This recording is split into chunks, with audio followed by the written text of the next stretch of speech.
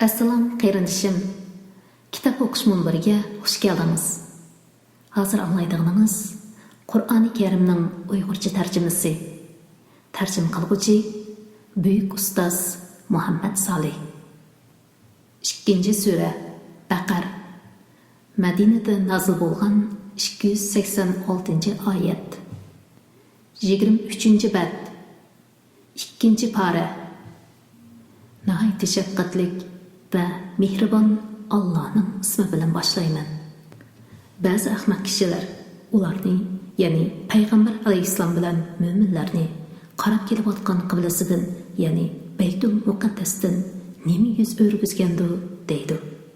Ey Muhammad, aytqinki, Məşriq və Məğrib, yəni hamma tərəf Allah'nındır. Allah xalagan kishini to'g'ri yo'lga boshlaydi. Shuningdek, ya'ni sizlarni islomga hidoyat qilgandek kishilarga, ya'ni o'tgangi ummatlarga shohid bo'lishinglar uchun va payg'ambarning sizlarga shohid bo'lishi uchun biz sizlarni yaxshi ummat qildik. Sen yuz keltirib kelayotgan tarafni, ya'ni Baytul Muqaddasni qatl qilganligimiz payg'ambarlarga ergashganlarni osiylik qilganlardan, ya'ni murtad bo'lib ketganlardan ayırı bilishimiz uchun edi. Allah hidoyat qilganlardan boshqalarga bu, ya'ni qiblaning o'zgartirishi haqiqatan ig'irdir. Allah sizlarning iymoninglarni, ya'ni ilgari Baytul Muqaddasga qarab o'qigan namozinglarni bekor qilib etmaydi. Allah kishilarga haqiqatan mehribondir, nihoyatda kuyimchandir. Biz sening Kabe qiblang bo'lishini tilab, qayta osmonga qaraganligingni ko'rib turibmiz. Seni cho'qim sen yoqtiradigan qiblaga yuzlantiramiz. Namozda yuzingni Masjidi Harom tarafga qilgin. Ey mo'minlar, qayerda bo'lmanglar, namozda yuzinglarni Masjidi Harom tarafga qilinglar. Haqiqatan kitob berilganlar, ya'ni Yahudilar va Nasorilar bunun, ya'ni qiblaning Kabe'ga o'zgartirishining Parvardigori tarafidan kelgan haqiqat ekanligini cho'qim biladi. Allah ularning qilmishidan g'ofil emas. Kitob berilganlarga parcha dalilni keltirsangmi, ular sening qiblaga bo'ysunmaydi. Sen ularning qiblasiga bo'ysunmaysan. Ular, ya'ni Yahudilar va Nasorilar ham o'zaro bir-birining qiblasiga bo'ysunmaydi. Sana ilim, ya'ni vahiy kelgandan keyin mubada ularning nafsi xohishlariga bo'ysunsang, u chog'da sen cho'qim zulm qilganlardan bo'lasan. Biz kitob berganlar, ya'ni Yahudlar bilan Nasorilar uni, ya'ni payg'ambarni o'z o'g'illarini to'nigandek to'naydi. Ularning bir firqasi shubhasizki haqiqatni bilib turib yushiradi. Haqiqatan Allah tarafidan kelgandir. Hargiz shak keltiruvchilardan bo'lmagan. Har ummatning yuz keltiradigan tarafi, ya'ni qiblasi bor. Ey mo'minlar, yaxshi amallarni qilishga oltiranglar. Qayerda bo'lmanglar, qiyomat kuni Allah hammanglarni hisob uchun yig'adi. Allah haqiqatan hamma narsaga qodirdir. Qayerdan safarga chiqmagan namozingda yuzingni Masjidi Harom, ya'ni Kabe tarafga qilgin. Bu haqiqatan Parvardigoring tarafidan kelgan haqiqatdir. Allah sizlarning qilmishinglardan g'ofil emasdir. Kishilar, ya'ni Yahudilar va mushriklarga sizlarga qarshi dalil isbot bo'lmasligi uchun ey Muhammad, safar qilishga qayerdan chiqmagin, namozingda yuzingni Masjidi Harom tarafga qilgin. Ey mo'minlar, sizlar qayerda bo'lmanglar, namozinglarda yuzinglarni Masjidi Harom tarafga qilinglar. Faqat ularning ichidagi zulm qiluvchilarla qiblaning o'zgarganligini sizlarga qarshi dalil qilib oladi. Ular, ya'ni zolimlardan qo'rqmanglar. Mening amrimni tutish bilan mendan qo'rqinglar. Qiblani o'zgartishga amr qilishim sizlarga bergan ne'matimni kamolatga yetkazishim uchun va to'g'ri yo'lda bo'lishinglar uchundir. Shuningdek, yana sizlarga bergan ne'matimni kamolatga yetkazganimdek, o'z ichinglardan sizlarga bizning oyatlarimizni tilovat qilib berilgan, sizlarni mushriklik va gunohidan pok qiladigan, sizlarga kitobni, ya'ni Qur'onni va hikmatni, ya'ni dinni ahkomlarni o'rgatadigan, sizlarga bilmaganinglarni bildiradigan bir payg'ambar avatdik. Meni toat, ibodat bilan yod etinglar. Meni yod etsanglar, men sizlarni savob berish bilan, mag'firat qilish bilan yod etaman. Manga shukr qilinglar. Noshukrlik qilmanglar. Ey mo'minlar, sabr orqali va namoz orqali yordam tilanglar. Alloh haqiqatan sabr qiluvchilar bilan birdir. Allohning yo'lida o'ldirilganlarni, ya'ni shahidlarni o'lik demanglar. Balki ular tirikdir. Lekin sizlar buni sezmaysizlar. Biz sizlarni bir oz qo'rqinish bilan, bir oz qahatchilik bilan va mollaringlarni jonlaringlarga, bolalaringlarga, ziroatlaringlarga yetadigan ziyon bilan cho'qim sinaymiz. Beshiga kelgan musibat, ziyon zahmatlarga, sabr qiluvchilarga jannat bilan xush xabar bergin. Ularga biror musibat kelgan chaqda ular biz albatta Allohning egidorchiligidamiz, ya'ni Allohning bandalarimiz, cho'qim Allohning dargohiga qaytamiz deydi. Ana shular Parvardigorning mag'firati va rahmatiga erishguchilardir. Ana shular hidoyat topquchilardir. Safa bilan Marva haqiqatan Allohning dinining alomatlaridir. Haj qilgan yoki umri qilgan odam ularning orasida sahih qilsa hech bog' yo'q. Kimki o'z ixtiyori bilan biror yaxshilik qiladigan, Alloh uning mukofotini beradi. Alloh albatta shukrning mukofotini berguchidir. Alloh hammani bilguchidir. Bu kitobda, ya'ni Tavratda kishilarga to'g'ri yo'lni aniq bayon qilganimizdan keyin biz nozil qilgan Muhammad alayhissalomning rost payg'ambar ekanligini isbotlaydigan ro'shan dalillarni va to'g'ri yo'lni yushirdiganlarga Alloh la'nat qiladi, ya'ni rahmatidan yiroq qiladi. La'nat qiluvchilar, ya'ni farishtalar va mo'minlarmi ularga la'nat qiladi. Faqat tavba qilganlar, amalni tuzatganlar, Yahudlarning Tavrat ahkomlaridan yushinganlarini bayon qilganlarla buningdan mustasno. Ana shularning tavbasini qabul qilaman. Men tavbani bakmi qabul qilguchidirman. Nihoyatda mehribondirman. Shubhisizki kofir bo'lib, kofir biti o'lganlar bor. Ana shular cho'qim Allohning, farishtalarning va insonlarning hammasining la'natiga uchraydi. Ular do'zaxda mangu qoladi. Ulardan azob yengiltilmaydi. Ularga beriladigan azob kechiktirilmaydi. Sizlarning ilohinglar bir Allohdir. Uningdan boshqa hech ma'bud barhaq yo'qdir. U nihoyatda shafqatlikdir, nihoyatda mehribondir. Osmonlarning va zaminning yoritilishida, kecha bilan kunduzning navbatlashida, kishilarga foydali narsalarni ilib dengizda uzib yurgan kemalarda, Alloh bulutdan yog'dirib bergan o'lgan zaminni tiriltiradigan yomg'irda, yer yuziga tarqatib hayvonotlarda, shamol yo'nalishlarining o'zgarib turishida, osmon zamin orasida bo'ysundirilgan bulutlarda tushunadigan kishilar uchun albatta Allohning birligini ko'rsatadigan dalillar bordir. Ba'zi odamlar Allohdan g'ayrlarni, ya'ni butlarni Allohga sherik qilib oladi.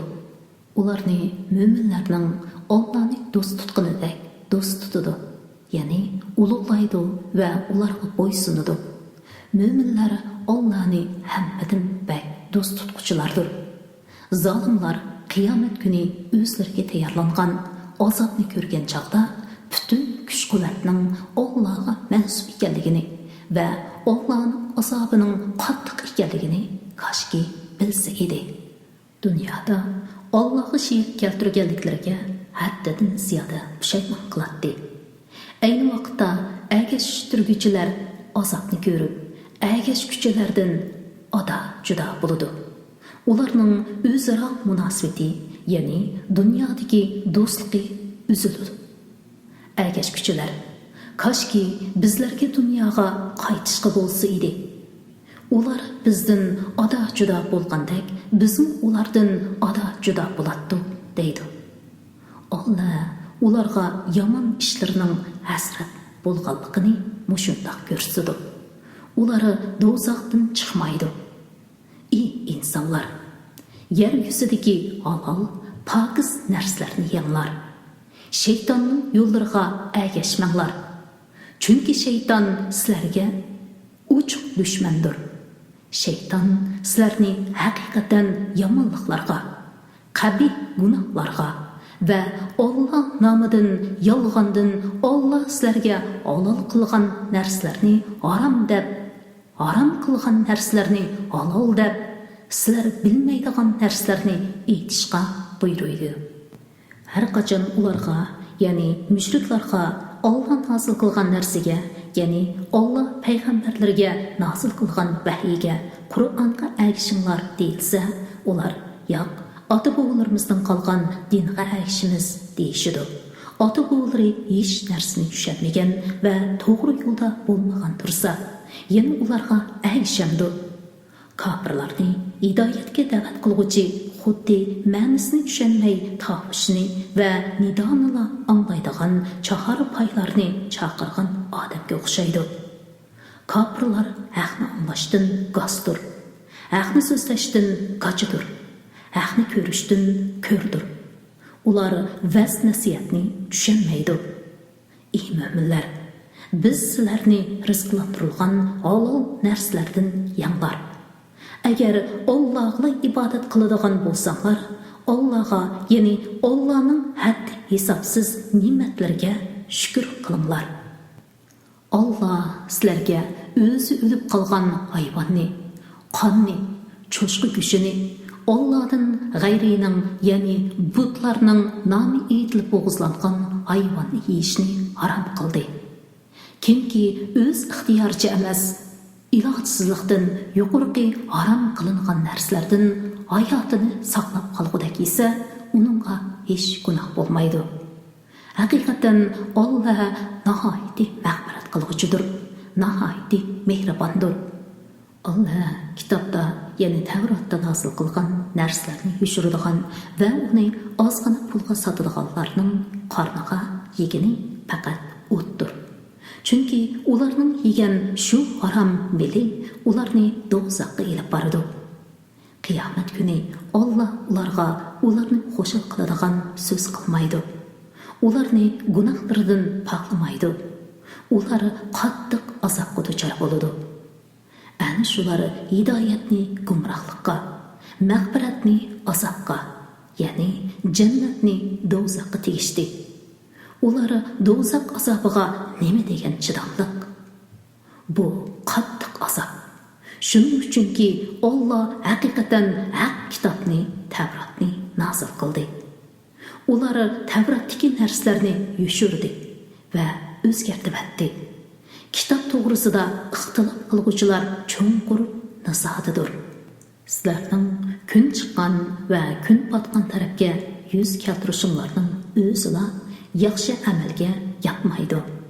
Balki Allohga, oxirat kuniga, farishtalarga, kitobga, ya'ni Alloh nozil qilgan kitoblarga, payg'ambarlarga iymon keltirish, Allohni suyish yuzidan xish taqribonlarga, yetimlarga, miskinlarga, ibn sabiylarga, ya'ni pul meladan aloqasi uzilib qolgan musofirlarga, sohiylarga va qullarning ozodlikqa erishishiga pul, mol yordam berish, namoz o'qish, zakot berish, ahdiga vafo qilish, yo'qsizlikqa, kasallikka va Allohning yo'lida qilingan urushga bardoshlik berish yaxshi amalga kiradi.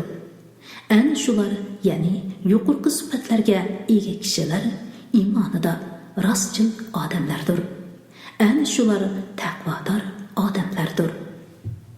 Ey mo'minlar, o'ldirilganlar uchun qisos elish sizlarga farz qilindi. Hur odam uchun hur odamdan, qul uchun quldan, ayol uchun ayoldan qisos elindi. Qotil uchun dinni qeyrindishi tarafidan bir narsa kechirim qilinsa, ya'ni o'ldirilguchining egisi qotildan diyat elishga rozi bo'lib, qisos elishdan voz kechsa, u jinoyatchidan diyatni chiroyliqcha talab qilishi lozim. Jinoyatchimu diyatni yaxshilikcha, ya'ni kechiktirmasdan, kemaytvatmasdan to'liq berishi lozim. Bu hukm Parvardigorimlar tarafidan sizlarga berilgan yengiltilishdir va rahmatdir. Shuningdan keyin, ya'ni diyatni qabul qilgandan keyin chekidan eshib ketgan, ya'ni qotilni o'ldirgan odam qattiq azobga duchor bo'ladi. Ey aql egalari, sizlarga qissosda oyatlik bor. Ya'ni kishi birovni o'ldirgan taqdirda o'zining o'ldirilganligini bilsa, u odam o'ldirishdan yanadi. Shuning bilan uning o'zimi, u o'ldirmoqchi bo'lgan odamni o'lishdan saqlanib qoladi. Nahaq qon to'kishdan saqlanishinglar uchun qissos yo'lga qo'yildi.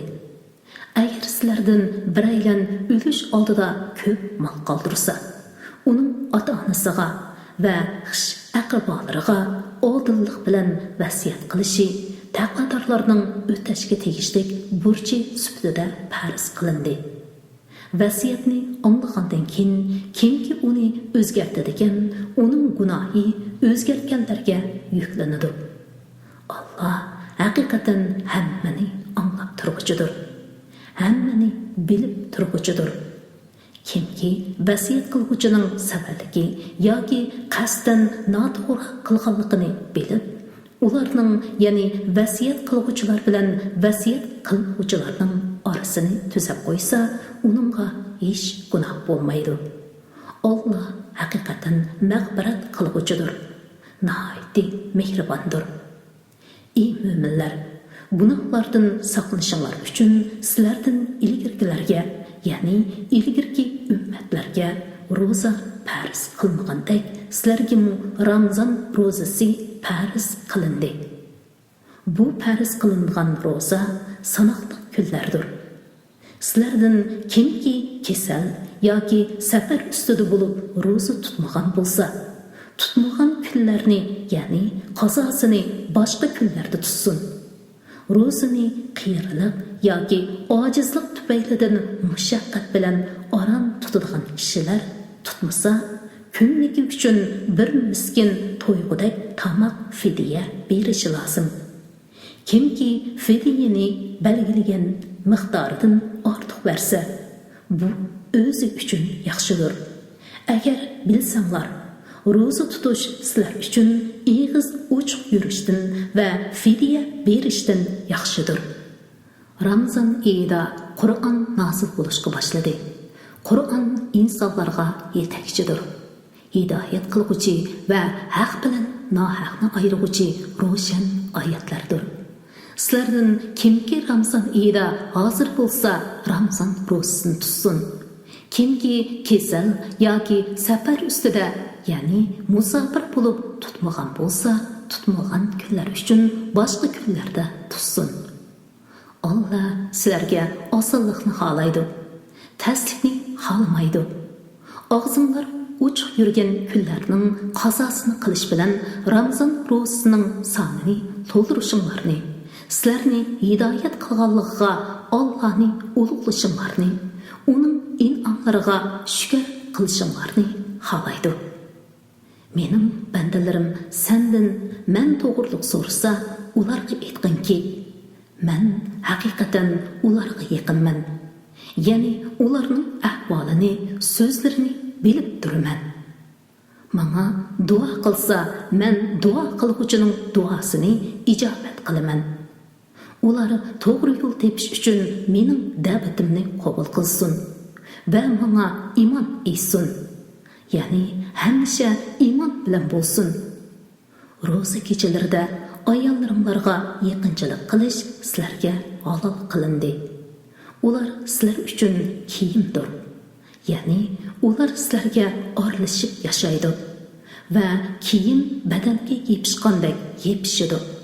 Sizlərmi ular üçün kiyimsizlər. Yəni, sizlərmi ularga aralashib yashaysizlar və kiyim bədənə yepishqandek yepishsizlar. Onlar özünlərni aldığanlıqlarını, yəni roza keçisida yaqinchilik qilganlarını bildi. Allah tövbəlarını qəbul qildi. Sizlərni əfu qildi. Əndi ularga, yəni ayollarımlarga yaqinchilik qilinglar. Allah sizlərə təqdir qılğan nərsini, yəni pərsəndni tələb qılınlar. Ta ki tağның ağ yepi qara yepidən ayrılğanğa, yəni tağ yorğanğa qədər yanlar, içinlar, ondan kəşkirgicə roza tutumlar. Sizlər məsciddə etikafda oldurğan çıqanlarda, gündüz bolsun, keçi bolsun, ularga yaqinchilik qılmanglar. Әні шулары Allah бәлгелеген чегірлардыр. Яғни, мәнни қылған ішлардыр. Оныңға екінлашмаңлар. Кішілерінің арам қылынған ішлардың сақынышылыр үшін Allah аятларыны оларға мұшында баян қылыды. Изахат. İslamның дәстәпке мәзгіліде Рамзан айының кечелерде аялларға екіншілік қылыш чәкләнген еді. Кейін bu hüküm əməldən qaldırılğan. Bir-birinlərinin mallarını nahaq yeb almanglar. Bilib turub kişilərinin bir qism mallarını zulm bilan yebləş üçün hakimlərə para vermanglar. Ey Muhammed, səndən yeni çıxan ay, yəni ayının kiçik çıxıb çoğmaydıqanlığını, ondan kiçikləydiqanlığı toğırlıq soruşudu. Ularga aytqin ki, o kişilərinin tirikçilik, suda setib muamele, roza tutuş, eğiz içiş qadarlıq işlərinin və həcnin vaqtlarını hesablaşı üçündür. Cahiliyet dəvrdə qılınğanlardək ihramdaki çıgınlarda öylərinin arqısıdan tüşk içib kiriş yaxşılıqqa yatmaydı. Allah'ın əmrigə muhallib iş qilishdən qo'rqqan odam yaxshi amal egisidir. İhramdaki çıgınlarda adətdikidək öylərinin dərvazlarından kiringlar. Bəxtga erişinglar üçün Allah'a təqvadarlıq qılinglar. Sizlərə uruş açqan adamlarga qarşı Allah yolida jihad qılinglar. Tajovuz qilmanglar. Tajovuz qiluvchilarni Allah haqiqatan do'st tutmaydi. Ularni, ya'ni mushriklarni, ular haramda bo'lsin, boshqa yerda bo'lsin, urush haram qilingan oylarda bo'lsin, uchratgan yerda o'ldiringlar. Sizlarni yurtinglardan, ya'ni Makkadan chiqarib etgandek, sizlar ularni yurtidan chiqarib etinglar. Ziyonkashlik qilish urushdan yomondir. Taki ular o'zlari urush ochmoqchi Masjidi Haram atrofida ular bilan urush qilmanglar. Agar ular Masjidi Haram atrofida o'zlari urush ochsa, ularni o'ldirib beringlar. Kafirlarning jazosi shundoq bo'ladi. Agar ular urushni to'xtatsa, sizlarmi urushdan qo'l yig'inglar. Allah tavba qiluvchilarga haqiqatan mag'firat qiluvchidir. Nihoyatda mehribondir.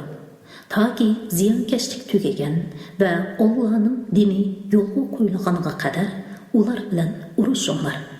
Agar ular urushni to'xtatsa, zulm qiluvchilardan boshqalarga dushmanlik qilishga bo'lmaydi. Urush haram qilingan ay, urush haram qilingan ayga tangdir. Ya'ni urush haram qilingan aylarda dushmanlar sizlarga chekilsa, shu aylarda sizlar ularga chekilsanglar bo'ladi. Hurmati saqlanishga tegishli narsalar tang barobardir. Ya'ni hurmati saqlanishga tegishli narsalarni boshqalar depsanda qilsa, intiqom elish yuzasidan sizlarmi ularni depsanda qilsanglar hech yomoni yo'q. Birov sizlarga qanchalik chaqilgan bo'lsa, sizlarmi uningga shunchalik chaqilinglar. Allohga taqvodorlik qilinglar. Bilinglarki, Alloh taqvodorlar bilan birdadir. Allohning yo'lida pul, mol sarf qilinglar. O'zinglarni halokatga tashlamanglar. Ihson qilinglar. Ihson qiluvchilarni Alloh haqiqatan do'st tutadi. Hash bilan umrani Alloh uchun to'liq o'rinlanglar. Agar dushman yoki kasallik sababidan hashni yoki umrani ado qilishda to'sqinlik uchirsanglar, u holda nima o'ngay bo'lsa, ya'ni to'yga, kala, qo'ydan nimani topa olsanglar, shuni qurbonlik qilinglar. Qurbonlik qilinadigan mol joyiga, ya'ni belgilangan joyga yetmagicha beshinglarni tushirmanglar.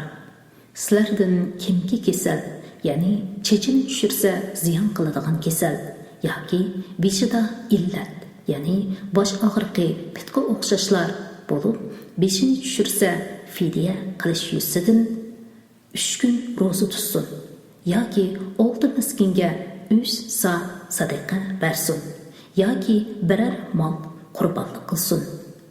Ahmillikda bo'lgan chegimlarda oranglardan umr qilgandan keyin haj qilishdan bahramon bo'lgan odam, ya'ni hajdan burun umr qilib tamomlagan odam nima o'ngay bo'lsa, shuni qurbonlik qilsin. Puli yo'qlikdan yoki qurbonlik mol yo'qligidan qurbonlik mol topolmagan odam haj jarayonida 3 kun ro'za tutsin.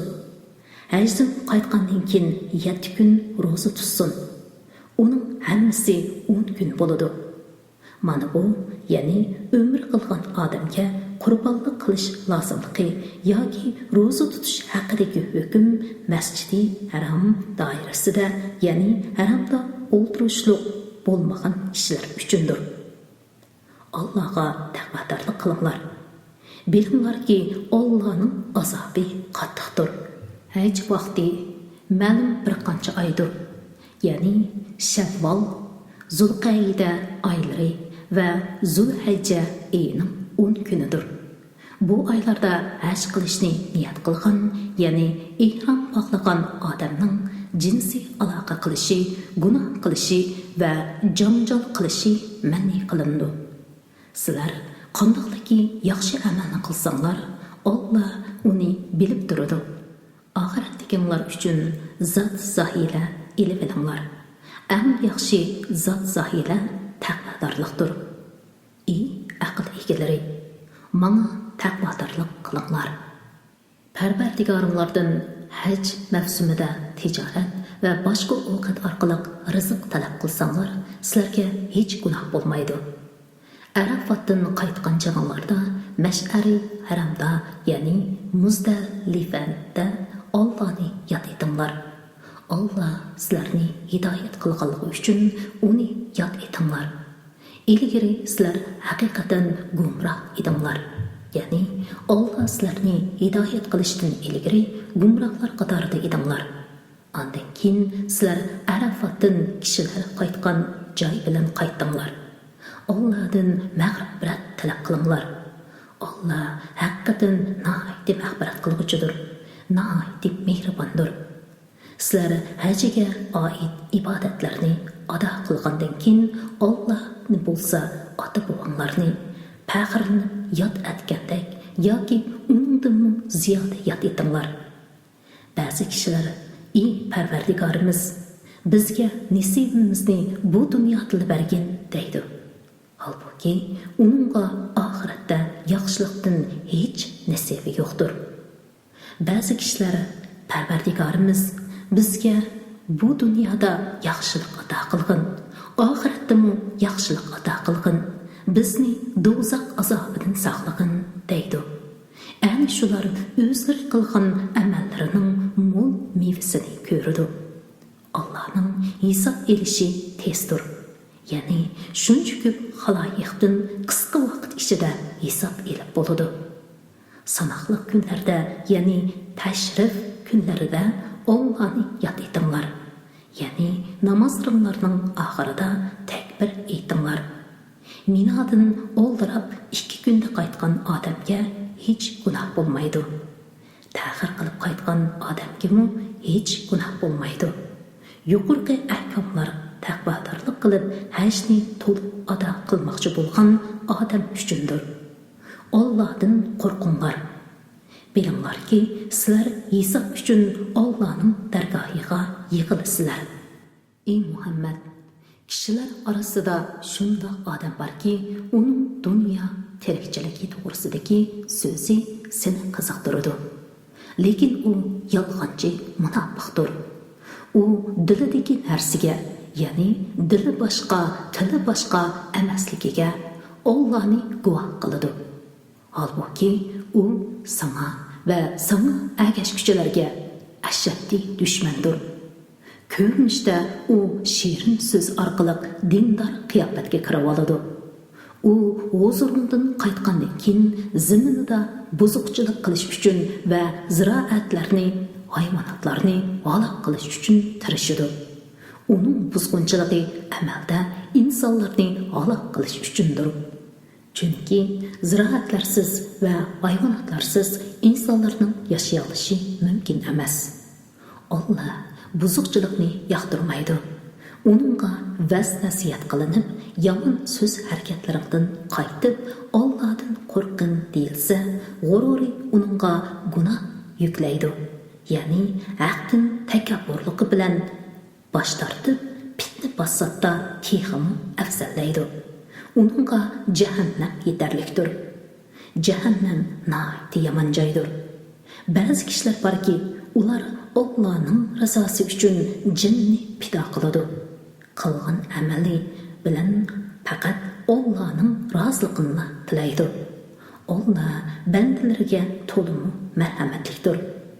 Ey mo'minlar, islom diniga butunlay kiringlar. Ya'ni islom dinining butun ahkomlariga bo'ysuninglar. Ba'zi ahkomlarga amal qilib, ba'zi ahkomlarini tark etmanglar. Shayton yo'llariga va ig'vosiga ergashmanglar. Shayton sizlarga haqiqatan oshkora dushmandir. Sizlarga islom dinining haqiqatini ko'rsatadigan ro'shan dalillar kelgandan keyin to'g'ri yo'ldan tayib ketsanglar, bilinglarki, sizlar jazolanisizlar. Chunki Alloh g'olibdir. Ya'ni sizlardan intiqom olishdan ojiz emasdir. Hikmat bilan ish qiluvchidir. Ular, ya'ni islomga kirishni tark etganlar faqat Allohning qiyomat kuni xaloyiqning orasida hukm chiqarish uchun bulut parchalari ichida kelishini, farishtalarning kelishini va xaloyiqning orasida hukm chiqarilib, bir guruh jannati, bir guruh do'zaxi bo'lib ayrilish bilan xaloyiqning ishining bitishini kutabdi. Bandlarning hamma ishi Allohga qaytarildi. Ey Muhammad, Isroil avlodidan so'rag'inki, biz ularga naqadar ko'p ro'shan dalillarni ato qildik. Kimki Allohning ne'matiga erishgandan keyin uni kufrlik qilib o'zgartirsa, Alloh uningga azob qiladi. Allohning azobi haqiqatan qattiqdir. Kofirlarga dunyo tirikchiligi chiroyli ko'rsatildi. Ya'ni ular dunyoning shahvatlariga, ne'matlariga maftun bo'ladi. Mo'minlarni masxar qiladi. Holbuki qiyomat kuni taqvodorlar ulardan daraja jihatda ustun turadi. Alloh xohlagan kishiga hisobsiz rizq beradi. İnsanlar dastlabda bir ummat, ya'ni haq dinda edi. Keyin ularning ba'zisi iymon etib, ba'zisi iymon etmay ixtilof qilishdi. Alloh mo'minlarga jannat bilan xush xabar berguchi, kufrlarni do'zaxdan ogohlantiruvchi payg'ambarlarni avatdi. Alloh kishilarning ixtilof qilishgan narsalar ustida hukm chiqarish uchun ularga haq kitobni nozil qildi. Faqat kitob berilgan kishilarla o'zlariga ro'shan dalillar kelgandan keyin o'zaro hasad qilishib, ya'ni kofirlar mo'minlarga hasad qilib, kitob to'g'risida ixtilof qilishdi. Allah o'z irodasi bo'yicha mo'minlarni ular, ya'ni gumrohlar ixtilof qilishgan haqiqatga hidoyat qildi. Allah xohlagan kishini to'g'ri yo'lga boshlaydi. Sizlar teg'i ilgirgilar uchirgan kulfatlarga uchirmay turib, jannatga kirishni o'ylamsizlar. Sizlardan ilgari o'tgan mo'minlar ig'richiliklarga, kulfatlarga uchirgan va cho'chitib etilgan edi. Hatto payg'ambar va mo'minlar Allohning bizga va'da qilgan yordami qachon keladi degan edi. Bilinglarki, Allohning yordami haqiqatan yaqindadir.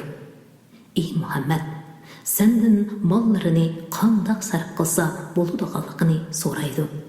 Aytqinki, mol-mulkinglardan nimani sarf qilmanglar, uni ota-onalarga, xish aqrabolarga, miskinlarga, ibn sabiylarga sarf qilsanglar bo'ladi. Yaxshilikdan nimani qilmanglar, Alloh uni bilib turadi. Sizlarga jihad farz qilindi. Halbuki sizlar uni yoqtirmaysizlar. Sizlar biror narsani yoqtirmasliginlar mumkin. Ammo u sizlar uchun foydalidir. Sizlar biror narsani yoqtirishinglar mumkin. Ammo u sizlar uchun ziyonlidir. Sizlarga nimaning foydali ekanligini Alloh biladi. Sizlar bilmaysizlar. Shuning uchun Alloh buyurganga oldiranglar. Ey Muhammad, ular sendan haram qilingan oyda urush qilishga bo'lamdi deb so'raydi. Aytqinki, bu oyda urush qilish cho'ng gunohdir. Allohning yo'lidan to'sish, Allohga kufrlik qilish, masjidi haramda ibodat qilishdan to'sish va masjidi haramdan aholini haydab chiqarish Allohning dargohida texmi cho'ng gunohdir. Fitna, ya'ni mo'minlarga ziyondoshlik qilish, odam o'ldirishdan qattiq gunohdir. Ular, ya'ni kuffarlar qo'lidan kelsalar, sizlarni dininglardan qaytarib o'tganga qadar sizlar bilan davomli urushidir. Sizlardan kimki o'z dinidan qaytib kofir etib o'lsa, uning amallari dunyo va oxiratda bekor bo'lib ketadi. Bundaq odamlar ahli do'zaxdir. Ular do'zaxda mangu qolg'uchilardir. Shubhasizki, iymon etganlar, hijrat qilganlar va Allohning yo'lida jihad qilganlar ana shunday kishilar Allohning rahmatini umid qiladi. Alloh nihoyatda mag'firat qiluvchidir, nihoyatda mehribondir. Ey Muhammad, sendan aroq va qimor to'g'risida so'rashidi. Sen ularga buning har ikkisida cho'ng gunoh va kishilarga ozgina moddiy foydami bor. Lekin ulardagi gunoh foydaga qaraganda texim cho'ng degan. Ular sendan nimani sadaqa qilish to'g'riliq so'raydi. Ehtiyojidan ortiqni sadaqa qilinglar degan. Dunyo va oxiratning ishlarini tafakkur qilishinglar uchun Alloh o'z oyatlarini sizlarga shunday bayon qiladi. Ey Muhammad, ular sendan yetimlar to'g'riliq so'rashidi. Aytqinki, tarbiyalash, mollarini o'stirib, ularni tuzash yaxshidir. Ular bilan ularga foydali bo'lgan ravishda oralashib yashasanglar, u chaqda, ya'ni ularga qarindoshlarcha muomala qilinglar. Ular sizlarning diniy qarindoshinglardir. Alloh yetimlarning ishlarini buzg'uchi va tuzigichini bilib turadi. Agar Alloh xolisa, sizlarni qiyin ishga taklif qilish bilan cho'qim jabbaga salatdi. Alloh haqiqatan g'olibdir, hikmat bilan ish qiluvchidir. Ey musulmonlar, mushrik ayollar iymon etmaguncha ularni nikohinglarga olmanglar. Mushrik ayol o'zin jamoli va meli bilan sizlarni maftun qilgan taqdirdami, mo'min dedak albatta uningdan ortiqdir. mushrik erlar iymon etmag'icha mo'min ayollarni ularga yotliq qilmanglar. Mushrik er sizlarni maftun qilgan taqdirdami, mo'min qul albatta uningdan ortiqdir. Ana shular, ya'ni mushrik er va ayollar sizlarni do'zaxga chaqiradi. Allah o'z irodasi bo'yicha sizlarni jannatga, mag'firatga chaqiradi. Kishilar pand nasihat olsin deb Allah ularga o'z oyatlarini bayon qiladi. Ey Muhammad, ular sendan hayz to'g'riliq, ya'ni hayzdor ayol bilan jinsiy aloqa qilishning durustligi yoki durust emasligi to'g'riliq so'raydi. Aytqinki, hayz ziyonliqdir. Ya'ni hayz mazgilida jinsiy aloqa qilish er-xotin har ikkisiga ziyonliqdir. Hayz mazgilida ayolinglardan neri turinglar. Hayzdan pok bo'lguncha ularga yaqinchilik qilmanglar. Pok bo'lganda ularga Allah buyurgan joydan yaqinchilik qilinglar. Allah haqiqatan tavba qilguvchilarni do'st tutadi. Haromdan va nijosatdan pok bo'lguvchilarni haqiqatan do'st tutadi. Ayollaringlar sizlar uchun xuddi ekinzorliqdir, ya'ni nasl teriydigan joydir. Ekinzorliqlarga xohlagan ravishda kelinglar. O'zinglar uchun oldinla yaxshi amal tayyorlanglar. Gunohdan cheklanish bilan Allohdan qo'rqinglar. Bilinglarki, sizlar Allohga muloqot bo'lasizlar. Mo'minlarga jannat bilan xush xabar bergin. Yaxshilik qilmaslikqa, taqvodor bo'lmaslikqa va kishilarni aplashtirmaslikka qasam qilish shakli bilan ularni qilishga Allohni to'saq qilmanglar. Ya'ni Alloh bilan qasam qilishni, yaxshi ishlarni qilmaslikning sababi qilmanglar. Alloh so'zlaringlarni anglab turg'uchidir, ahvolinglarni bilib turg'uchidir. Maqsadsiz ishgan qasaminglar uchun Alloh sizlarni jazoga tortmaydi. Qasdan ishgan qasaminglar uchun Alloh sizlarni jazoga tortadi. Alloh mag'firat qilg'uchidir, halimdir, ya'ni bandalarni jazolashga oldirab ketmaydi. Ayollariga yaqinchilik qilmaslikqa qasam ichgan kishilar 4 oy kutadi. Agar ular bu muddat ichida ayollariga yaqinchilik qilishga qaytsa, ayollariga yomonlik qilgan gunohini Alloh haqiqatan mag'firat qilg'uchidir. Alloh nihoyat mehribondir.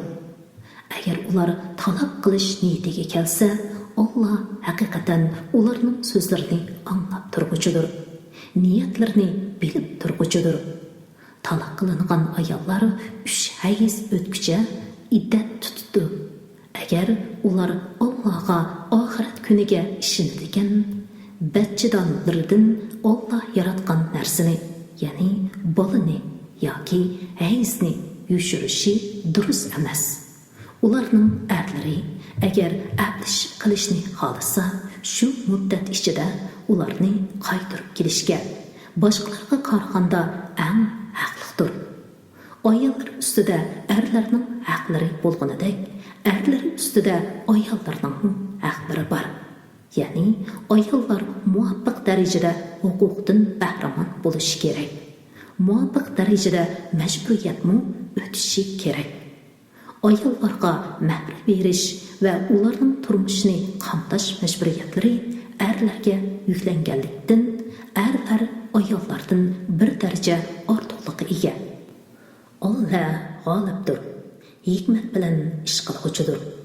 Qayta yarishga bo'ladigan taloq 2 qatimdir. Uningdan keyin xotinni chiroyliqcha tutish yoki yaxshilik bilan, ya'ni zulm qilmay, yomon gapini qilmay, kishilarni undan yiroqlashtirmay qo'yib etishi lozim. Allohning belgilamlariga rioya qilmaslik xavfi, ya'ni yaxshi o'talmaslik, Allah belgilagan er-xotinlik huquqlariga rioya qilmaslik xavfi bo'lmasa, o'zinglarning ayollaringlarga mahri uchun bergan mol-mulkdan hech qanday narsani qaytarib olish durust bo'lmaydi. Agar sizlar ular, ya'ni ayolning Allohning belgimlariga rioya qilmasligidan qo'rqsanglar, xotinning taloq xetini elish maqsadida mol berganligi uchun u ikkisiga, ya'ni xotinga gunoh bo'lmaydi. Ana shular Allohning belgimlaridir. Uningga xiloflik qilmanglar. Allohning belgimlariga xiloflik qiluvchilar zolimlardir. Agar u uni, ya'ni xotinni 3 qatim taloq qilsa, xotin boshqa erga tegmagicha uningga durust bo'lmaydi. Keyingi uni taloq qilgandan keyin iditini to'shqizib, burunqi bilan qayta yarashsa, ularga hech gunoh bo'lmaydi.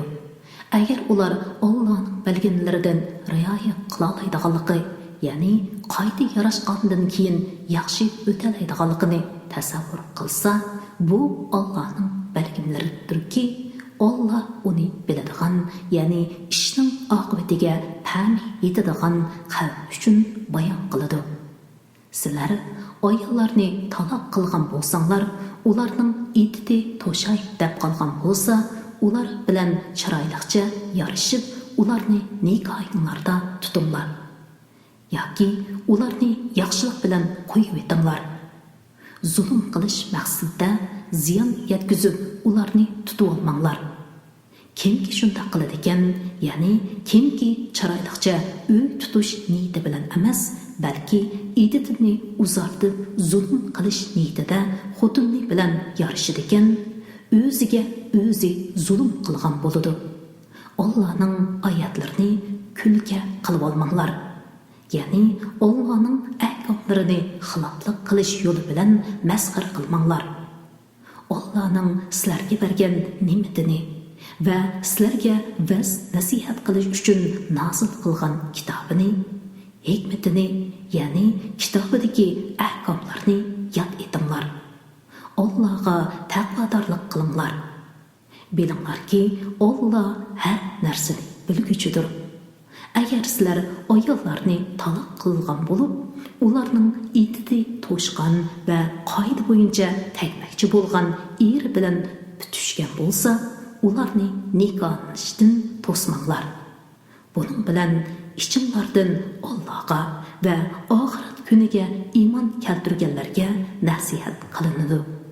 Bu, ya'ni vaz nasihat elish, Allohning amrlarini tutish sizlar uchun eng foydalidir va eng pokdir. Shariat ahkomlaridan sizlarga nimalar eng foydali ekanligini Alloh biladi. Sizlar bilmaysizlar. Onalar bolalarni emitish muddatida to'liq emitmoqchi bo'lsa, to'liq 2 yil emitishi lozim. Otalar onalarni qoida bo'yicha yemak, ichmak va kiyim-kechak bilan ta'minlab turishi kerak. Kishi faqat qo'lidan keladigan ish qila taklif qilindi. Onani bolasi sababli ziyon tarqatmaslik, otaning bolasi sababli ziyon tarqatmaslik lozim.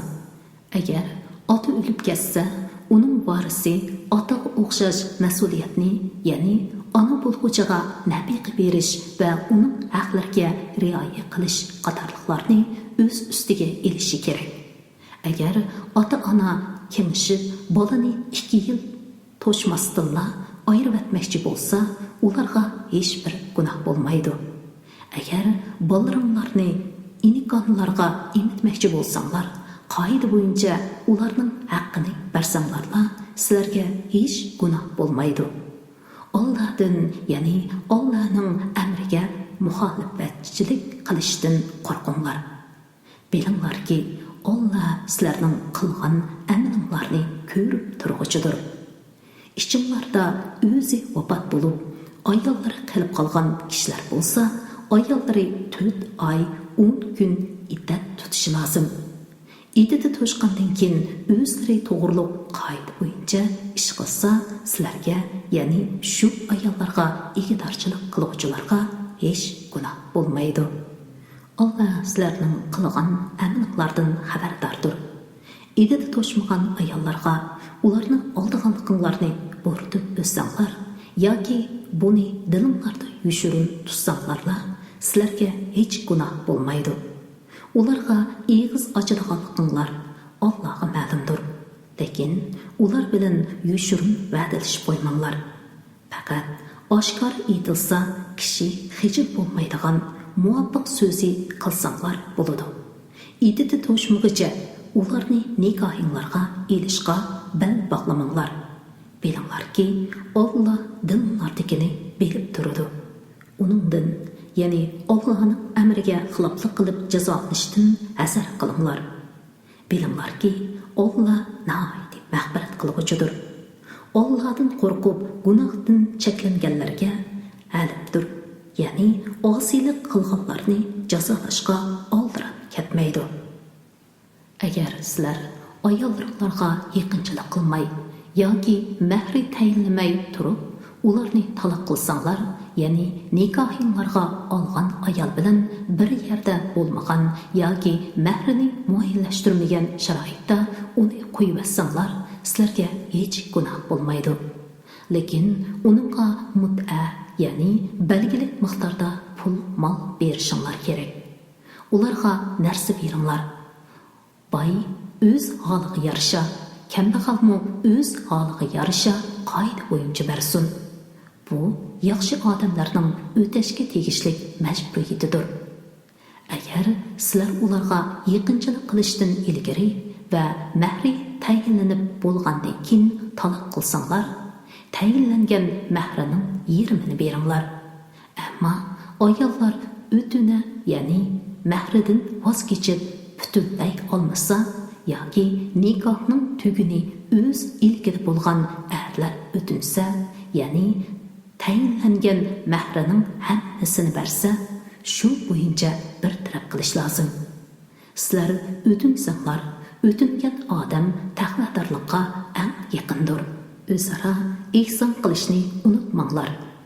Alloh haqiqatan qilgan amallarni ko'rib turguchidir.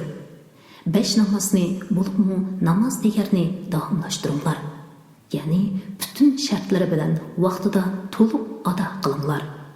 Allohning huzurida, ya'ni namozda itoatmandlik bilan turinglar. Qo'rqinishda qolganinglarda piyoda yoki uloqliq ketib berib namoz o'qinglar. Omillik topqininglarda Allohning sizlarga o'rgatgani bo'yicha Allohni yod etinglar.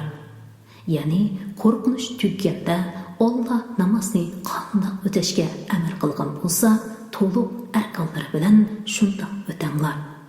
Sizlarning ichinglarda o'zi vafot bo'lib, ayol qilib qoladiganlar, ularning, ya'ni ayollarning bir yilgacha yemak-ichmak, kiyim-kechak bilan ta'minlanishini, uyidan haydab chiqarilmasligini vasiyat qilsin. Agar ayollari o'zlari chiqib ketsa, ularning o'zlari to'g'risida qilgan qoidalik ishlar uchun sizlarga, ya'ni maytning egalariga hech gunoh bo'lmaydi. Alloh g'olibdir, hikmat bilan ish qiluvchidir. Taloq qilingan ayollarga qoida bo'yicha nafaqa berish lozim. U taqvodorlarning o'tashga tegishli majburiyatidir. Sizlarning tushunishinglar uchun Alloh o'z ahkomlarini ko'rsatib beradigan oyatlarini sizlarga mushunda bayon qiladi. O'zlari minglarcha turuqliq o'limdan qo'rqib, yurtlaridan qochib chiqqan kishilardan xabarim yo'qmi? Alloh ularni o'limlar dedi. Ular o'ldi. Ondan keyin Alloh ularni tirildirdi. Alloh insonlarga haqiqatan marhamatlidir va lekin insonlarning ko'pchiligi Allohning ne'matiga shukr qilmaydi. Allohning yo'lida jihad qilinglar. Bilinglarki, Alloh haqiqatan so'zinglarni anglab turguchidir. Niyatinglarni, ahvolinglarni bilib turguchidir. Kimki Allohga qarshi hasanat beradigan, ya'ni Allohning yo'lida pul melini xo'shallik bilan sarf qiladigan, Alloh uningga necha hassa, ya'ni 10 hassadan 700 hassagacha ko'p qaytaradi. Alloh sinash uchun ba'zi kishilarning rizqini tor qiladi, ba'zi kishilarning rizqini kam qiladi. Qiyomat kuni Allohning dargohiga qaytarilsizlar. Саңа Musa vafatidan keyin Isroil avlodidan bo'lgan bir jamoatning xabari yetmadimi? Ular o'z vaqtida o'zlarining payg'ambariga bizga podshoh tiklab bergan, uning bilan dushmanlarga qarshi Allohning yo'lida jihad qilayli deyishdi. Payg'ambar, sizlarga jihad farzi qilinsa, jihad qilmay qolarsizlarmi dedi. Ular yurtlarimizdan haydab chiqarilgan va o'g'illarimizdan judo qilingan tursak, qandoqmi Allohning yo'lida jihad qilmayli dedi. Ularga jihad farz qilingan chaqda ozg'inasidan boshqa hammasi jihaddan bosh tortdi. Alloh zolimlarni obdan bilguchidir. Payg'ambar ularga Alloh haqiqatan sizlarga Talutni podshoh qilib avatdi dedi. Ular payg'ambarga e'tiroz bildirib, u qandoqmi bizga podshoh bo'ladi? Aramızda podshoh avlodlari bo'lganlikdan podshohlikqa biz uningdan haqliqmiz. Uning ustiga uning mol-mulki ko'p bo'lmagan tursa, dedi. Payg'ambar, Alloh haqiqatan sizlarga podshoh qilishga uni ixtiyor qildi. Uning ilmini ziyoda va badanini qobil qildi. Alloh saltanatni xohlagan odamga beradi. Allah'ның pəsli kəmdir. Onunla kimnin layiq olduğunu obdan biladi, dedi. Zahad. Bu ayette yani İsrail'den bir kavminin qıssası bayan qılındı. Peygamber ularni düşməkə qarşı cihad qilishqa buyurgan. Ular ölümdən qorqub yurtlardan qaçıb chiqqan. Allah'ның qazası bilan ularning hammasi bir vaqtda o'lgan. Ondan Peygamberning duosi bilan tirilgan. Ularga payg'ambar aytdiki, uning podshohligining alomati shuki, sizlarga bir sanduq keladi. Uningda Rabbinglar tarafidan sizlarni taskin topqizadigan narsa va Musoning, Harunning tavalari qoldirib ketgan narsalar, ya'ni Musoning asisi, kiyimi va Tavrat yozilgan ba'zi taxtalar qochilangan bo'ladi. Uni farishtalar ko'tarib keladi. Agar Allohga ve ahiret günüge işindiğen olsunlar, bunun da yani tabutның nasıl buluşuna Allah'ның Talutni sizlerge padişahlık tanlığanlıqqa elbette sizler üçün roşan alamet var. Talut askerler bilen Beytul Muqaddas'tan ayrılgan çağda Allah sizlerini bir derya bilen sınaydı. Kimki onundan içidegen, o bana taba emas. Kimki daryo suyini tinmaydigan, u haqiqatan manga tavadir. Uningdan ussuzlikni bir oz besish uchun ishgan odam buyruqqa xiloflik qilgan bo'lmaydi, dedi. Ularning ichidagi ozgina kishidan boshqa hammasi uningdan ishdi.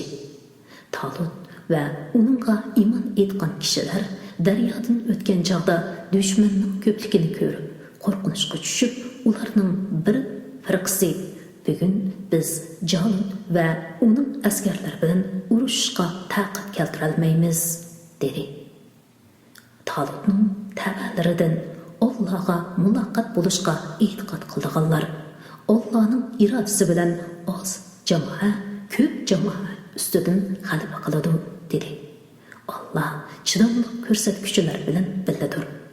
Ular Jalut va uning askarlari bilan uchrashgan chaqda Parvardigorimiz qalbimizni chidamliq bilan to'ldirg'in, qadamlarimizni urush maydonida sabotlik qilg'in, kofir qavmiga qarshi bizga yordam bergin, dedi.